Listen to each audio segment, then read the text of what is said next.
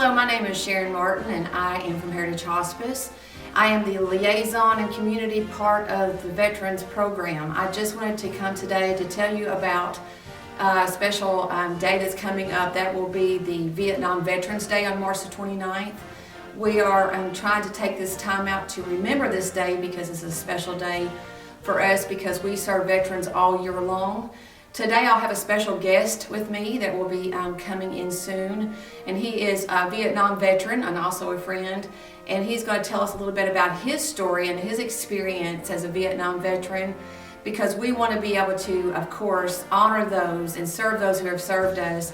Take the time out each and every day to thank a vet, welcome them home by all means, and continue to support them in our services and in our community. So thank you for being a part of this special project on Vietnam Veterans Day, and I hope you will thank a vet the next time that you are out in your community or you see a veteran. I'm Bobby Gene Smith.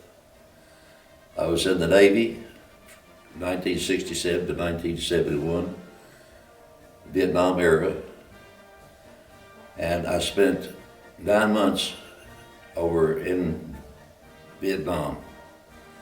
We were search and rescue, SNR they called it.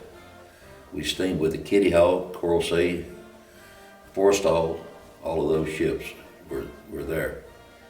Our job was to go out and to actually, if an airplane failed to make it on the flight deck, our job was to rescue the pilot, and not the plane, but the pilot itself on it.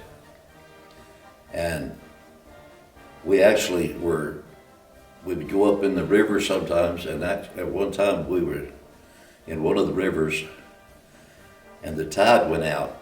And when the tide went out, it set the ship down in the mud, but we couldn't leave then because we were sitting in the mud.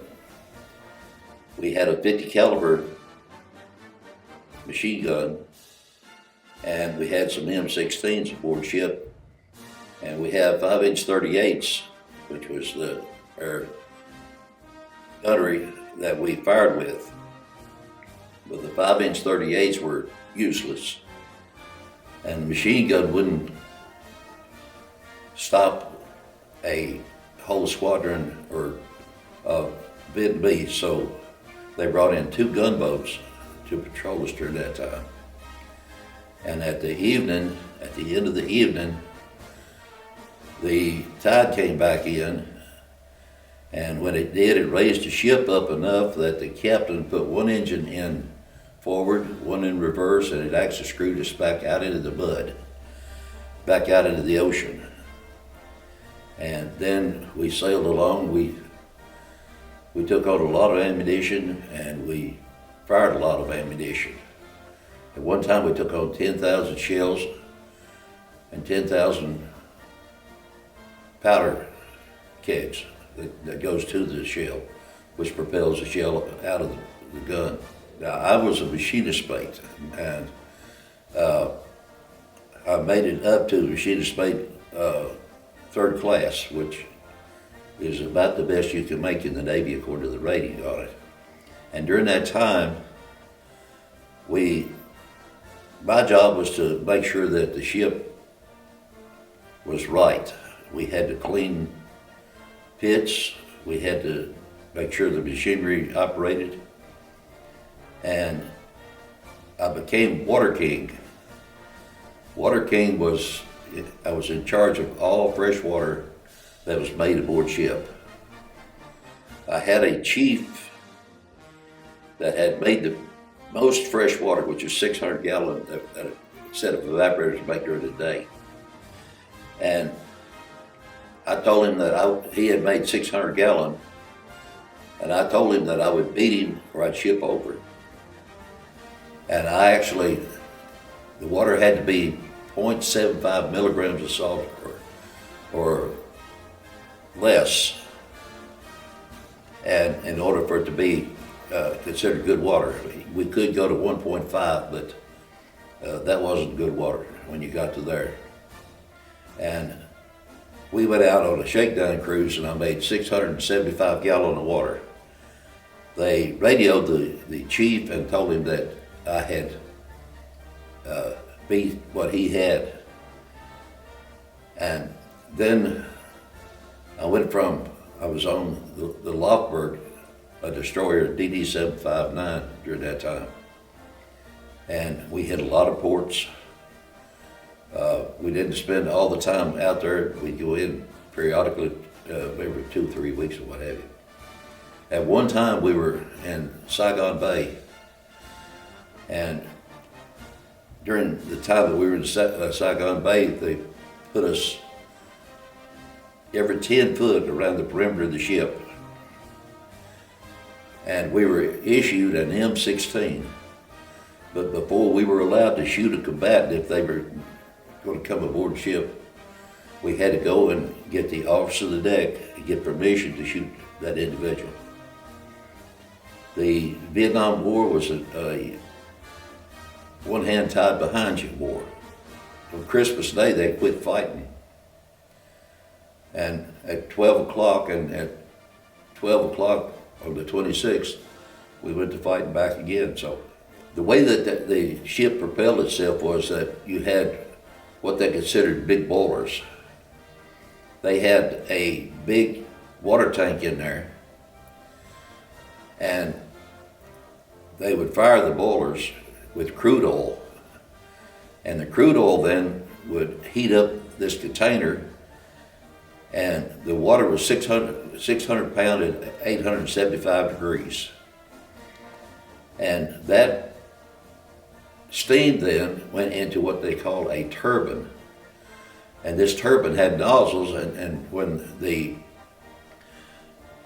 steam hit the nozzle turned a blade, and it's just like you were taking a water hose and hitting a fan to cause it to turn.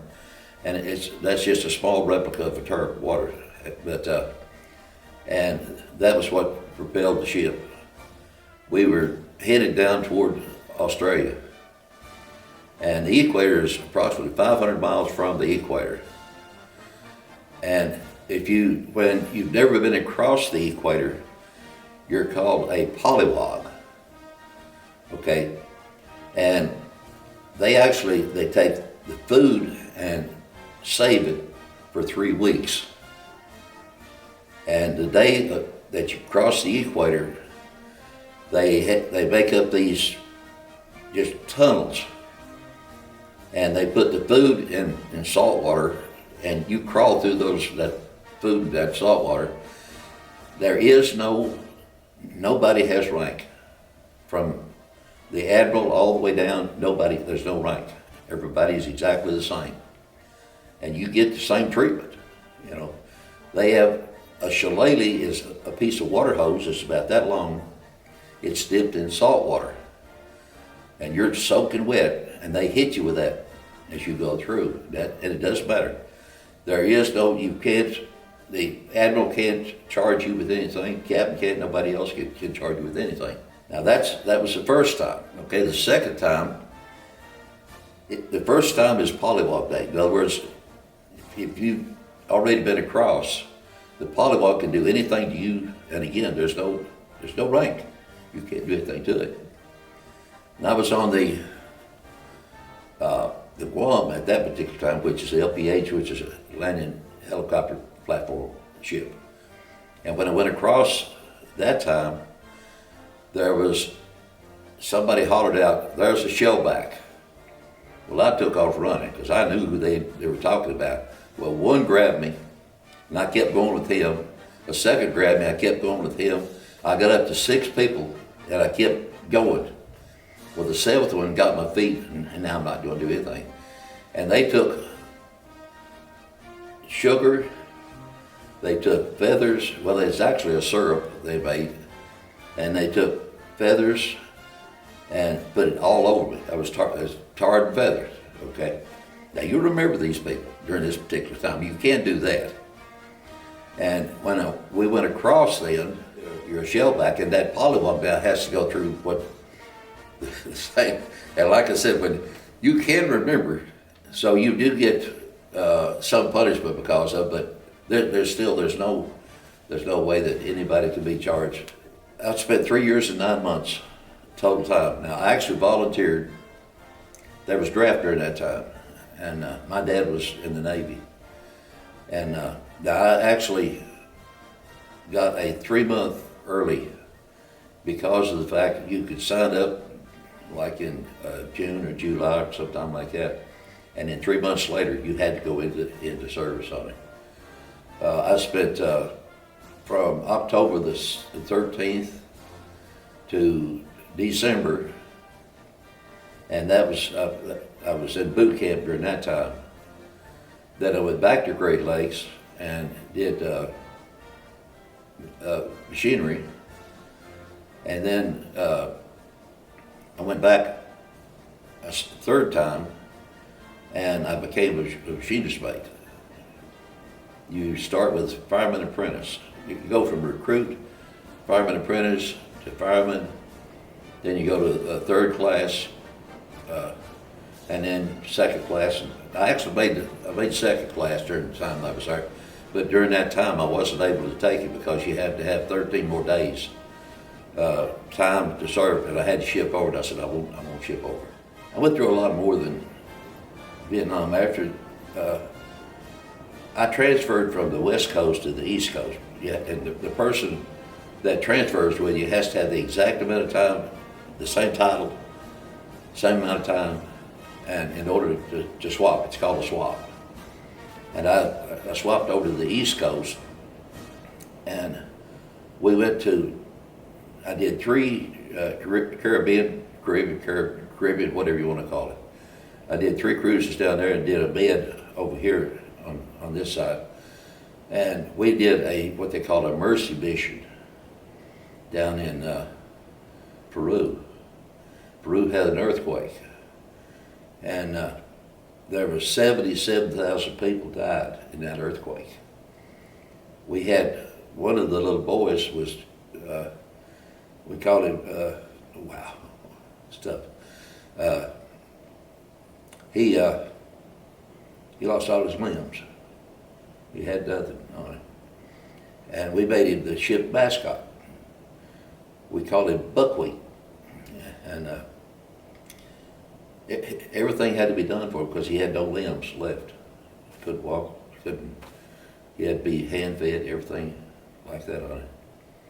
And he got gangrene from the earthquake. That was the outcome.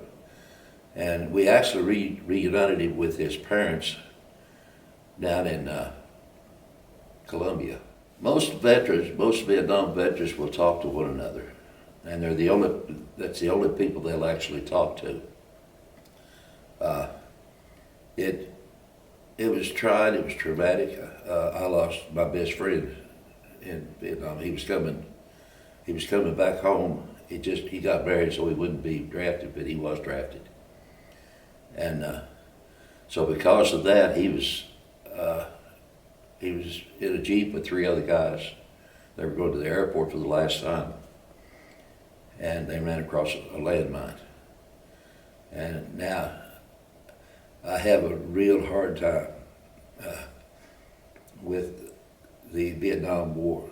So today I wanted to take a moment to honor Bobby Smith on this particular day in memory of this special day, which is Vietnam Veterans Day. And I have a special hat for him to give to him. And I also have a pin that says that we honor veterans to present, as well as a certificate to thank him for his service, thank him for serving us. And on behalf of Heritage Hospice, or those who have served us, this is to recognize your military service and to thank you for the sacrifice that you've made to our country, and that we really appreciate you and all veterans. So thank you for being a part of this special project. So that is your certificate. Heritage Hospice is so happy to be able to serve veterans on a day-to-day basis. So happy to be a part of the We Honor Veterans program. We are actually only 2 in the state of Kentucky that have that level 5 rating, and we're very happy about that because we want to continue to provide excellent service to our veterans, not only through Heritage Hospice, but in our communities that we live in. So again, don't ever forget to thank a veteran. Don't ever forget to welcome them home. And thank you so much for being a part of this special project.